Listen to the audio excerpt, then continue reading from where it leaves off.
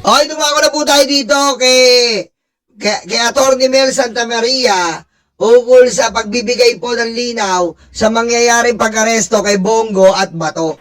Dito tayo, pakinggan natin to. Mel Santamaria, magandang hapon po. Na naka-red din. Yeah, Oo, naka-red. Diba red and green tayo ngayon? Magandang Pasko hapon ulit. sa inyong lahat, sa ating mga tagapakinig at tagapanood. Mm. Good afternoon and Happy Chinese New Eh, Year. Atty. Mel, ito kasi kahapon, magkausap na kami nito. Hindi ko lang na-replyan, pero may binigay siya. May walong puntos, ano? Kung bakit kayo naniniwala na hindi ito kailangan, yung warrant of arrest kapag inilabas na, ay hindi kailangan dumaan sa mga korte dito sa Pilipinas. Ano po ba yon? Unang-una kasi, ang crime against humanity ay yung tinatawag nating universal crime. Sa international law, pwedeng dinggin niya ng kahit anumang bansa. Una yon. Ang pangalawa, ang sabi natin ng ating konstitusyon, ating tinatanggap ang international law bilang kasama na rin o adopted by our own constitution. At therefore, tinatanggap natin yung mga usaping crime against humanity. Ngayon, meron tayong isang batas, yung Republic Act 9851. Anong sinasabi nun? Ang sabi nun, kung ang crime against humanity ay pinaratang sa isang tao at ang isang international tribunal ay dinidinig na ito o iniimbestigahan, ang Philippine government ay pwedeng i-waive na lang muna ang kanilang kapangyarihan, imbestigahan ulit. Ipaubaya na lang doon sa international court o sa international prosecution. Kaya ang nangyari dyan, yun na nga ang ginawa ng ating pamahalaan. Kaya yung ICC nag-issue rin sila ng warrant of arrest. Doon naman sa ating konstitusyon, ang sabi, hindi ka makapagdadakip kung walang warrant of arrest. Pero hindi dinidistinguish ng ating constitution kung anong korte yon. Ang sabi lang ng ating constitution, ang warrant of arrest dapat ay i-issue ng korte. Walang distinction. So, ibig sabihin, meron tayong rule sa constitution na kung hindi nagdi-distinguish, huwag tayo magdi-distinguish. Kaya sakop doon ang foreign tribunal at saka ang local tribunal. So, yung Republic Act 9851, yun ang statutory bridge na dinidikit ang crime against humanity para maipatupad dito sa Pilipinas. Kaya, hindi na kailangan ng warrant of arrest kung nabigyan na sa internet. Kita mo yun? At susundan po natin, the rules that we must obey or we must conclude is RA 9851. In this particular 9851 indicates international relation regarding international criminal court. Aray ko.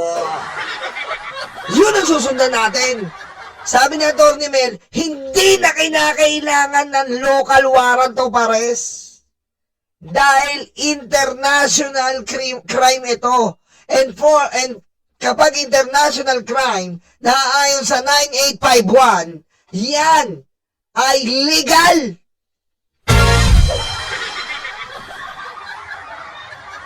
Di ba? National law. Yan yun.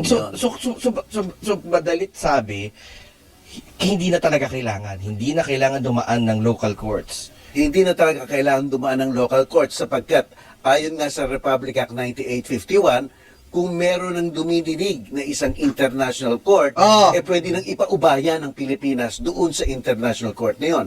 Kasi nakasaad yan, matagal na natin sinabi sa inyo yan, the Constitution of the Philippines respects international court. Nakalagay doon. Nire-respeto ng Konstitusyon ng Pilipinas, 9851, ang mga international court. At kung yung mga international court na to ay may pag-iimbestiga regarding sa isang individual na Pilipino o mga individual, pwede itong arestuhin. As long as valid yung aresto ng isang individual na Pilipino. In this case, Your Honor, we have witnessed Rodrigo Roa Duterte. Okay, in the implementation of RA 9851, Rodrigo Duterte successfully headed to the ICC. Aray ko. Okay? So, it was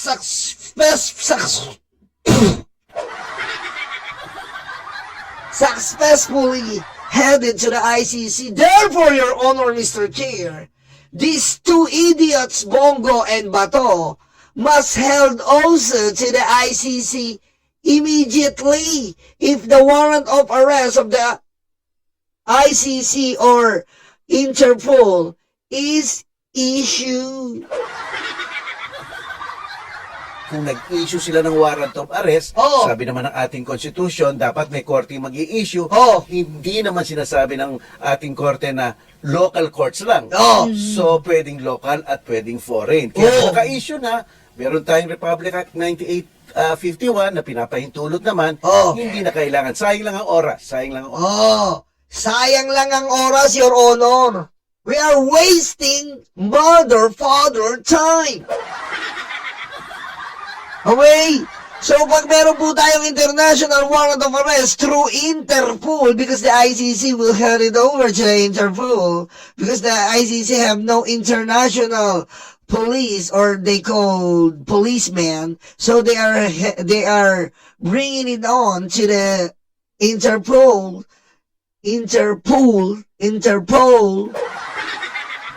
I don't know, Interpol, okay? They will hand it over to the Interpol so that this Interpol will implement the said international warrant of arrest. Okay? Oras ibig sabihin. So, pwedeng sapitin nila yung nangyari din kahit sa dating Oh. Pangulong Rodrigo Duterte, di ba, inaresto pagkagaling ng Hong Kong, Ah. and then inilipad at nakapiit ngayon sa dihig. Parang ganon. Parang Oo. ganon. Pero yung kasi lumalabas na yung balita na may warrant of arrest si Senador Bato de la Rosa. Oo, meron. Hawak ko ngayon. Lakas natin, ha? Diba? Nanonood to sa atin. Nanonood to. Aray ko. Meron kami!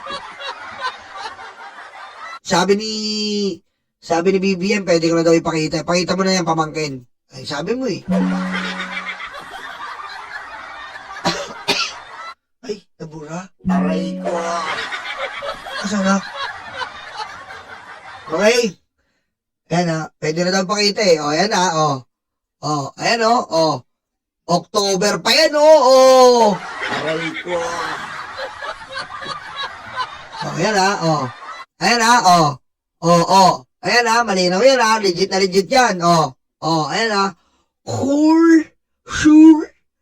Pinala international.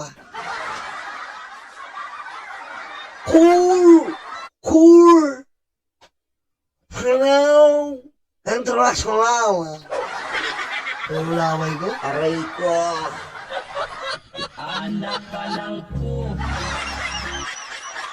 Ulo laway ka. Ito pala may English pala, putek. International Criminal Court. Leche, meron pala. Nagkukur-kur pa tayo. Aray ko. Bato, tanda mo ang ticket number mo. Ito ang ticket number mo, tanda mo. ICC. Bato, tanda mo to. Kasi tatanungin ka yan eh. Wala kang passport dyan. Tatanungin lang yung ICC number mo. Wala kang passport. Walang passport dyan. Hindi ka tatanungin, hindi yan parang yung magta-travel ka. Sir, passport mo. Walang passport dyan. Ay, sasagutin mo lang ba to? Tanda mo, tinutulungan na kita Ang number mo ay ICC dash, kailangan may dash ICC dash 09/21.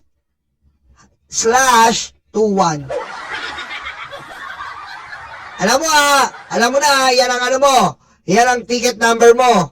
Oh, ayan ang pumirma dyan tignan mo, may pirmahan pa CG. Ayan, nakita mo, may pirma yan Hindi mo na tanongin kung sino yung CG, sikreto ko yan. Aray ko. Ayan may pirma. Mga intel ko yan Ayan, dapat sa ICC 0921. ang meeting, ang person to be contact, ito ang contact person, tanda mo. Aray ko. Kompleto ang contact person mo for the interview mo, si Judge Julia Antoniala Moto. Yan. Yan ang hanapin mo. Pag wala siya, ang assistant niya si Rain Adelaide Sophie Alipini Gansu Haba. Aray ko. Rainy na lang. Si Judge Rainy, si Judge Antonella. Pag wala yung dalawa, dito ka naman kay Maria del Socorro Flores Liera. Aray ko. Yan ang contact person mo doon, okay? Yan kompleto na yan, Secret lang daw to. Secret. Ayan, Pag tinanong ka, ano magic word? Secret. Ayan, tatanungin ka, password. Sabihin mo, secret. Alam mo na, ayan yung magic word, secret. May password ka doon bago sila magsalita. Password! Secret. Okay. Ronald! Yes, ma'am. Ronald De La Rosa. Yan ang pinaka-password mo. Babanggitin mo lang yan. Tanong sa'yo. Baka magulat ka kasi password mo. Secret. Ayan. Aray ko. Okay. Warrant of arrest of Ronald Bato de la Rosa, okay? Makapal to yan na yung front lang pakita natin. Aray ko. Okay? Harap lang pakita natin, madami. Ang dami, mga 18 page. Hindi naman natin pakialam natin dun. Diba? Ano pakialam natin sa 18 page, may hilo tayo dun. Aray ko. Ito na tayo. Pero may nag-confirm na ba nito? Well, Oo. Kasi parang, di ba, sabi meron na. Oo, bakit hindi pa inaaresto? Ay, hindi nila alam. Shit, ba't di nila alam? Ibig sabihin tayo na nakakaalam? Ha? Type nyo nga yes kung tayo lang nakakaalam, gano'n? Tayo lang? Hindi ba nila alam, DCMM, tsaka ABS? Ibig sabihin tayo lang? Aray ko! Galing nga. Anak ka ng po. Di ba? Wala pa tayo naririnig na gano'n. wala pa, no? Kagaya ito yung nangyayari kay Duterte nung mga bandang unang mga buwan, ganun rin, no? Merong na-issue na, hindi natin alam hanggat dumating na lang. Talagang walang nakakaalam. Hindi nila alam? Ba't di nyo alam? Uy! Tournament! PM mo ako. Tournament, PM mo. Dami na ito. Aray ko. Ha? Ang dami na ito. Anong gagawin ko dito? PM mo ako, tournament. Share ko sa'yo. Dami. 18 page. Aray ko. Hanggat talagang ilalabas mo. Yung co-perpetrators na tinatawag, Attorney Mel, kasi bigla sabihin nito, para lang sa kaalaman ng ating mga kababayan, bigla sabihin nito, akusado na rin sila, pwede na rin ma-issuehan anytime ng warrant of arrest o wala pa talagang kaso sa kanila, kaya hindi pa may issuehan ng warrant of arrest mula sa ICC. Pwedeng oo, pwedeng hindi. Kaya na napakahalaga yung hearing sa February 23. Dahil doon ang magaganap, magtatalumpati yung dalawang panig, papakita nila ang kanilang mga posisyon, ilalatag nila ang mga ebidensya nila at pagsasalitain ang mga abogado o yung mga taong medyo nabiktima at yung kung si President Duterte gusto niya rin magsalita, pwede silang magsalita. Kaya medyo mahaba from February 23 to February 27. Yes. Kasi bibigyan talaga nilang pagkakataon magsalita. Kung sa mga nilatag na ebidensya at mga testimonya ng mga saksi, makita ng korte na pwede pwede ng ano ito, issue ng warrant of arrest. Kasi ang issue ng warrant of arrest, hindi namang sinasabing guilty ka na. Kung may probable cause lang na maaari sa isang reasonableng tao na latag ang ebidensya, pwede ka bang gumawa ng reasonabling determinasyon? Reasonable lang na maaari ang ginawa niya. Yun lang ang batayan dyan. Kaya sa ganun paraan, baka ma-issue na talaga yung warrant of arrest. Oo. Sa una kasi, parang ang sinasabi opening statement ng prosecution, defense, pati yung common legal representative ng victim. So, second day daw ay ang prosecution and the common legal representative, o abogado ng mga biktima. And then third, defense naman, buong araw, nakafocus sa defense. And doon na, pero may 60 days para mag-decision daw Yes. ang ICC. Correct. Kasi dito, ang level lang ng ebidensya dito is substantial evidence. Substantial evidence. Uso nga yung mga substance, substance and form. Uso ngayon, Hindi pa to proof beyond reasonable doubt. Yes. Makita nila doon sa tatlong main na akusasyon na okay, may substantial evidence, then ililipat na yan sa trial chamber. Yun nga ba to, naiintindihan mo ba yon? Di ka pa dito ba to, Bongo? Maghahanap pa lang ng substantial evidence. Malay nyo naman, pagdating nyo doon, walang makitang ebidensya na masustansya para kayo ay sabay-sabay kayo uuwi dito. Aray ko. Diba? Sabay-sabay kayo uuwi ni tatay. Doon na talaga mag-uusig. Talagang presentasyon na ng ebidensya, cross-examination, direct examination na yan. Tama ba, Attorney Mel, na posibleng kahinatnan nung pre-trial ay yung pwedeng i-confirm yung charges, sabi mo nga, doon na tutuloy sa trial chamber. Yes. Pwede rin yung adjournment para kumuha pa ng additional kung hindi pa talaga, kumbaga, kumbinsido, no? May kailangan pa. Tama. Tama. Or rejection. So, yun ang Yes. posible bang outcome? Pwede yung posibleng outcome. Kasi ibang-iba talaga sa lokal, ano? Ibang-iba dito. Doon, basta't nakita ng korte na, sige, pagbibigyan pa namin kayo, maghanap pa kayo. Pwede actually nilang gawin. Kung medyo hindi pala sigurado, kung wala namang ebidensya na yan, i-deny nila yan. Pero kung merong talagang hugis ng, pwede naman nataya. Sige, maghanap pa kayo, ma-extend pa. Oo, pero Attorney Nel, itong mga usapin na to, kapag nagsimula na yung trial, ang tanong, di ba kumalasa tayo dun sa Rome Statute? Wala bang epekto yung pagkalas ng ating bansa doon sa Rome Statute na doon nakapaloob yung pagkilala sa International Criminal Court? Sabi ng ating Korte Suprema, nung kumalas tayo, kung hindi ako nagkakamali, nung March 17, 2019 ata, no? Iyon ang hangganan. Iyon ang demarcation line, iyon ang boundary. Lahat ng mga nangyari bago iyon, pwede pang tanggapin o dinggin ng ICC. Yung pagkatapos nun, hindi na pwede. Kita mo, yan nga yung sinasabi natin Yung mga nag-i-insist dyan yung soberanya ng Pilipinas. Tama na yung soberanya, kawawa ang soberanya. Ano kung may ito yung soberanya sinasabi nyo? Sakop tayo ng ICC na mangyari ang community go. Anong soberanya? Aray ko. Diba? Sakop pa tayo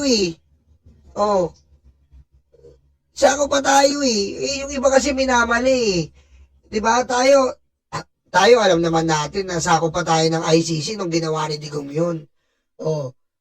Kaya yung mayor siya sumama.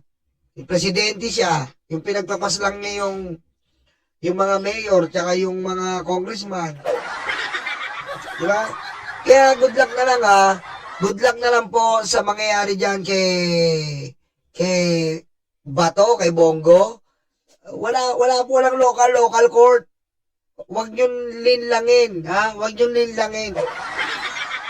Huwag niyong linlangin ang mga tao. Ayan si Attorney Mel Santa Maria na ang nagsasabi niyan, Ayan, Ito, iano ko lang sa inyo, ayan, Ayan yung RA 9852, Ayan, malinaw na malinaw yan, Ayan o. Ito yung sinasabi ni Atty. Mel na bago tayo, tingnan pa kayo. Is the Philippine Act on Crime Against International Human Law, Genocide, and Other Crimes Against Humanity.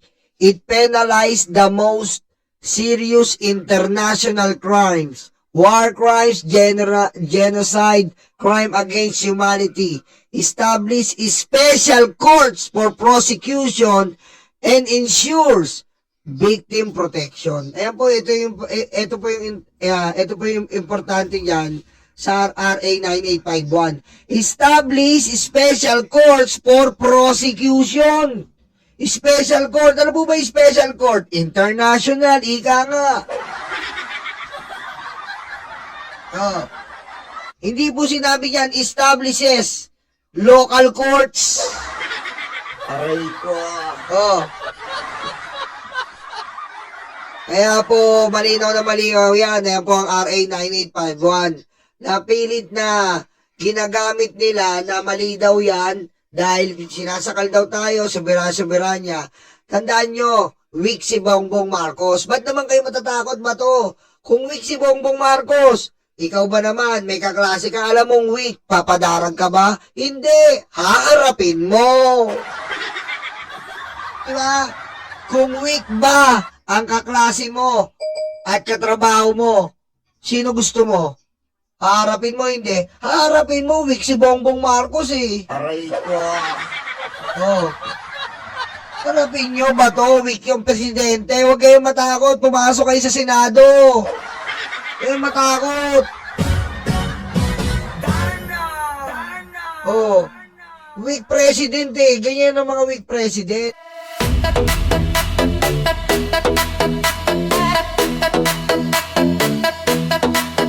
Takot na ang mga aso, dumarating ang mga kaso. Sila ay sinusundo na, dadalhin sa tatay nila. Aray waranto, takbo na bato, takbo na bato, takbo na bato. Aray waranto, bakit na bongo, bakit na bongo, bakit na bongo. Aray waranto, takbo na bato, takbo na bato, takbo na bato.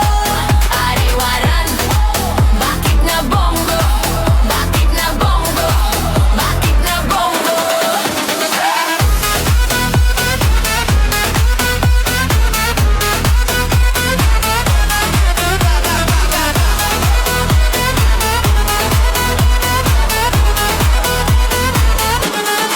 Sabi ni Lord, huwag masama, pero sila ay uborlala.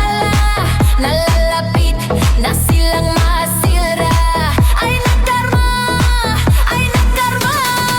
Aray waranto, takbo na bato, takbo na bato, takbo na bato.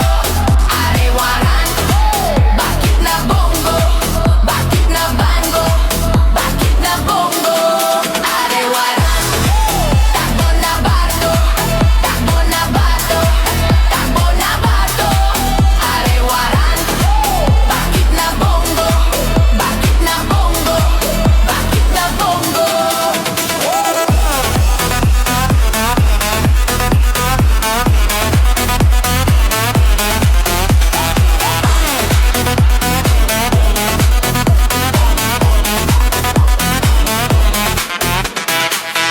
De, utakluga, de, stanga-tanga, de, utakluga, de, stanga-tanga, de, utakluga, de, stanga-tanga, de, utakluga.